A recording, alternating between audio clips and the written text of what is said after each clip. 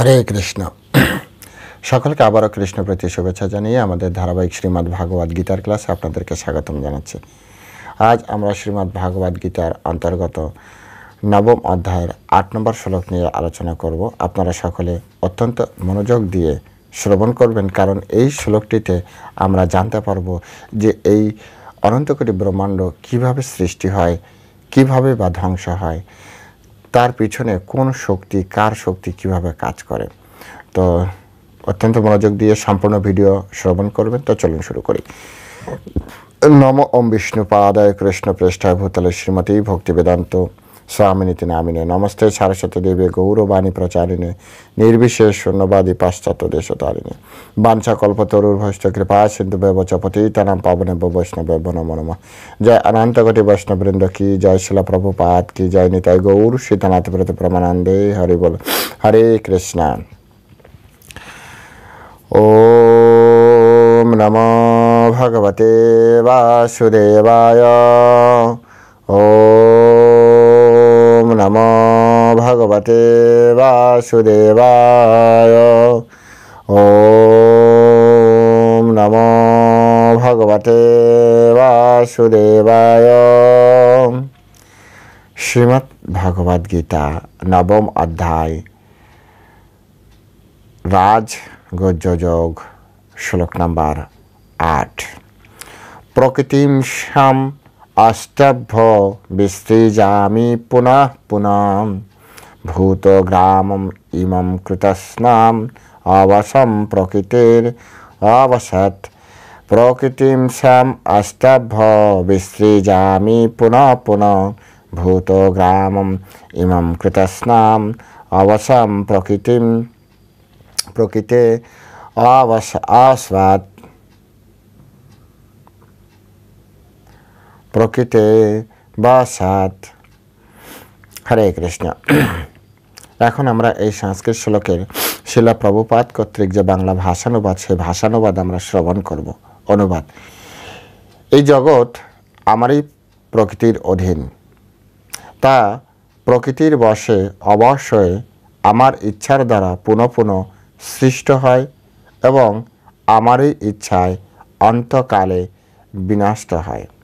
এই জগৎ আমারই প্রকৃতির অধীন, তা প্রকৃতির বশে অবশ্যই আমার ইচ্ছার দ্বারা পুনঃ পুনঃ সৃষ্টি হয় এবং আমারই ইচ্ছায় অন্তকালে বিনষ্ট হয়। হরে কৃষ্ণ। জয় শিলা প্রভুপাদ কি জয়। তো এখানে আমরা দেখতে পাচ্ছি যে কিভাবে পরমেশ্বর ভগবানের কার্যক্রম চলে। তো এখন আমরা এই শ্লোকের উপরে শিলা প্রভুপাদ কর্তৃক যে বাংলা ভাষায় তাৎপর্য, সহজ সরল প্রাঞ্জল ভাষায় তাৎপর্য প্রদান করেছেন, সেই তাৎপর্যের আলোকে আমরা এই বিষয়টি হৃদয়ঙ্গম করার চেষ্টা করব।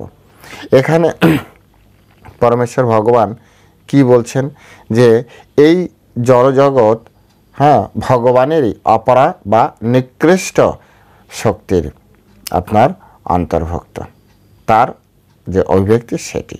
এবং এই কথা কিন্তু শুধু এখন বলছে তা নয়, এর পূর্বে আরও অনেকবার, বিশেষ সপ্তম অধ্যায় আপনারা যারা রেগুলার শুনেছেন বা ভগবদ্গীতা পড়েন আপনারা জানেন, সেখানে নিকৃষ্টা প্রকৃতি, উৎকৃষ্টা প্রকৃতি, পরা প্রকৃতি, অপরা প্রকৃতি এই সম্পর্কে ডিটেলস আপনার সপ্তম অধ্যায় বর্ণনা করেছেন।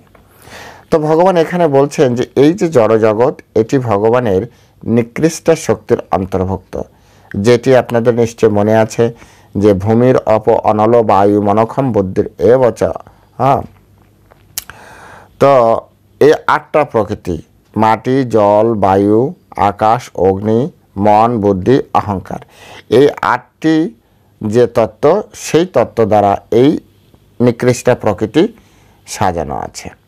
আচ্ছা, তো এখন কথা হচ্ছে যে এটি আপনার কি হয়, সৃষ্টির সময় কি হয়, আপনার এই শক্তি মহত্তত্ত্বরূপে পরিণত হয়। এই সমস্ত যা আছে তত্ত্ব, এই সবগুলি একসাথে মিশে একটা মহত্তত্ত্ব তৈরি হয়। ভালো করে বুঝতে হবে, এটি সায়েন্স, কিন্তু এটি মহত্তত্ত্ব পরিণত হয়। এবং বলা হচ্ছে যে এই মহাতত্ত্বের ভিতরে প্রথম পুরুষ অবতার মহাবিষ্ণু তাতে প্রবেশ করেন। হ্যাঁ, এই যে যে শক্তি বলা হয় মহাতত্ত্ব, তার ভিতরে প্রথম পুরুষ অবতার, হ্যাঁ, তিনি হচ্ছেন মহাবিষ্ণু বা কানদক্ষেয় বিষ্ণু বলা হয়। তিনি প্রথম প্রবেশ করেন। তিনি কোথায় থাকেন? তিনি কারণ সমুদ্রে শায়িত থাকেন এবং তার নিঃশ্বাসের ফলেই এই যে ব্রহ্মাণ্ড, অনন্ত কোটি ব্রহ্মাণ্ড তৈরি হয়। তার শ্বাস প্রশ্বাসের মাধ্যমে অনন্ত কোটি ব্রহ্মাণ্ড তৈরি হয় এবং এই যে ব্রহ্মাণ্ড তৈরি হলো, তারপরে পরমেশ্বর ভগবান, হ্যাঁ, যে এই যে প্রথম কারণদক্ষেয় বিষ্ণু, তিনি নিজেকে প্রথম অবতার তৈরি করেন। প্রথম তিনি নিজেকে যে সৃষ্টি করেন সেটি হচ্ছে আপনার গর্ভদক্ষেয় বিষ্ণু। গর্ভদক্ষেয় বিষ্ণু রূপে যে ব্রহ্মাণ্ড তৈরি হয়, সেই ব্রহ্মাণ্ডের ভিতরে প্রবেশ করে এবং ব্রহ্মাণ্ডকে গর্ভ উদক, উদক মানে জল, হ্যাঁ, অর্থাৎ অর্ধেকটা জলে পরিপূর্ণ করেন, অর্ধেকটা। অর্থাৎ ব্রহ্মাণ্ড ঠিক এরকম তরমুজের মতো, এটা গর্গ সংহিতা আছে, তরমুজের মতো দেখতে। তার অর্ধেকটা আপনার জলে, সেই জলে তিনি শয়ন করেন এবং শয়ন করার পরে তারপরে কি হয়? তারপরে ওখানে আপনার ইয়ে করা হচ্ছে যে প্রথম আপনার হচ্ছে যে ব্রহ্মা, গর্ভদক্ষেয় বিষ্ণুর নাভিপদ্ম থেকে ব্রহ্মাকে তৈরি করা হয় এবং ব্রহ্মা এই জগৎ সব সৃষ্টি করেন। পরমেশ্বর ভগবান, হ্যাঁ, অর্থাৎ এই গর্ভদক্ষেয় বিষ্ণু তখন নিজেকে ক্ষীরদক্ষেয় বিষ্ণু রূপে নিজেকে, হ্যাঁ, সৃষ্টি করেন এবং সেই ক্ষীরদক্ষেয় বিষ্ণু পরমাত্মা রূপে প্রত্যেকটা অণুপরমাণুতে প্রবেশ করেন, প্রত্যেকটা অণুপরমাণুতে তিনি প্রবেশ করেন। হ্যাঁ, তাহলে আমরা দেখতে পাচ্ছি যে কিভাবে পরমেশ্বর ভগবান তিনি প্রত্যেকটা অণুপরমাণুতে প্রবেশ করছে এবং এই যে বিষয়, এই বিষয়টি এখানে সুন্দরভাবে বিশ্লেষণ করা হচ্ছে যে তিনি সব কিছুর মধ্যে আছেন।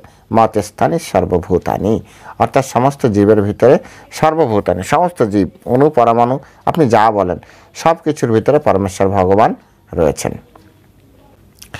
এরপরে কি হচ্ছে? এরপরে বলছে প্রকৃতিম সম অস্তব্য বিশ্রীজামি পুনঃ পুনঃ। আচ্ছা, ভূত গ্রামম ইমম কৃতস্নম অবশ্য প্রকৃতির, হ্যাঁ, বসাত। এখন বলা হচ্ছে জীবদের সম্পর্কে যা সংগঠিত হতে থাকে তা হচ্ছে সেগুলি জড়া প্রকৃতির গর্ভে সঞ্চারিত করা এবং তাদের অতীতের কর্ম অনুসারে, যে আগেই বলা হয়েছে যে যখন কল্প শেষ হয় তখন সমস্ত জীব আত্মারূপে অর্থাৎ শক্তিরূপে সেটি ভগবানের, হ্যাঁ, কারণদক্ষেয় বিষ্ণুর ওখানে চলে যাচ্ছে এবং পরবর্তীতে যখন আবার ব্রহ্মাণ্ড তৈরি হচ্ছে তখন যে যে স্তরে ছিল, যার স্তর যেমন ছিল, হ্যাঁ, যার মনোবাসনা যেমন ছিল, সেই অবস্থায় কিন্তু তার সৃষ্টি হচ্ছে। তাই এখান থেকে একটা জিনিস তো স্পষ্ট যে জন্মে আমাদের জীবের কোনো হাত নেই।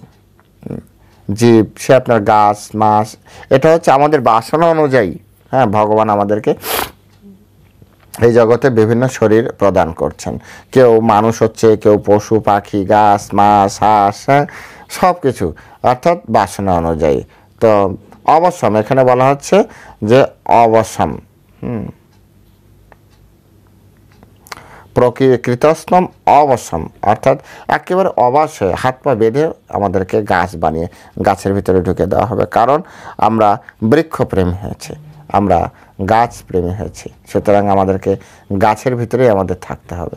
আমরা পশু প্রেমী হয়েছি, আমাদের উচিত ছিল কৃষ্ণ প্রেমী হওয়ার, আমরা হয়েছি পশু প্রেমী, তাই আমাদেরকে পশুর শরীরে যার যেমন চাওয়া পাওয়া সেই অনুযায়ী। আবার একটা পাখি, সে যদি পাখি থাকা অবস্থায় এই কল্প শেষ হয়ে যায়, পরবর্তীতে পাখি হয়েই সে জন্মগ্রহণ করছে এবং ওর যেহেতু ওই ব্রহ্মাণ্ড অনেকদিন ধরে চলবে তখন তার অটো আপডেট হতে থাকবে এবং আপডেট হতে হতে তখন সে একদিন মানুষ হবে। আবার মানুষদের ভিতরে যারা যে চেতনা নিয়ে ভগবানের চেতনা করেনি, যারা যে চেতনা নিয়ে দেহ রেখেছে, তারা সেই চেতনা অনুযায়ী সেই শরীর পেয়ে আবার রিসাইকেল শুরু করবে। এটি হচ্ছে এই শ্লোকের যে মূল প্রতিপাদ্য বিষয়। এখানে এটি হচ্ছে সুন্দরভাবে বোঝাচ্ছে, তা বোঝাচ্ছে যে তা প্রকৃতির বশে অবশ্যই, হ্যাঁ, অবশ্যই আমার ইচ্ছার দ্বারা পুনঃ পুনঃ সৃষ্টি হয়, বারবার সৃষ্টি হচ্ছে। এমন না, অনেকে বলে না যে একবার সৃষ্টি হচ্ছে আর কিছু হবে না, এরকম নয়, কিন্তু বারবার সৃষ্টি হবে। কতদিন পর্যন্ত চলবে? যতদিন সৃষ্টিকার্য কখনো শেষ হবে না। এটা একটা এরকম ঘুরছে চক্রাকারের মতো। যেমন দিনের পরে রাত আসে, রাতের পরে আবার কি আসে? আবার দিন আসে। ঠিক তেমনি এই ব্রহ্মাণ্ড একসময় সৃষ্টি হচ্ছে, একসময় ধ্বংস হচ্ছে, আবার সৃষ্টি হচ্ছে, আবার ধ্বংস হচ্ছে। ঠিক তেমনি এই জড়জগৎ কী হচ্ছে? জড়জগতেও সৃষ্টি কার্য এইভাবেই চলছে। এখানে কোনো রকম আপনার মানে কি বলা যায় যে কোনো রকম শেষ হবে না, ফুল স্টপ নেই, এটা অনন্ত চলতেই থাকবে। নিত্য লীলা পরমেশ্বর ভগবানের। ব্রহ্মাণ্ড সৃষ্টি হবে, ব্রহ্মাণ্ড ধ্বংস হবে। তাই কেউ যদি বলে যে না এর পরে আর কিছু নেই, তো এটা হচ্ছে সেই কাদের মতো বলবো যে আজকে রাত্রে ঘুমিয়েছে, কালকে সকাল আছে, না আছে কি না আছে তার কোনো ঠিক নেই। এই ধরনের মানসিকতা সম্পন্ন ব্যক্তির, তাদের বুদ্ধি এরকম যে না রাত এসছে মানে পরের দিন সূর্য উঠবে, আমি দেখি বা না দেখি তাতে কিছু যায় আসে না, কিন্তু পরের দিন অবশ্যই সূর্য উদয় হবেই হবে। এতে কোনো রকম সন্দেহ নেই, নিঃসন্দেহ থাকা যেতে পারে আমাদের।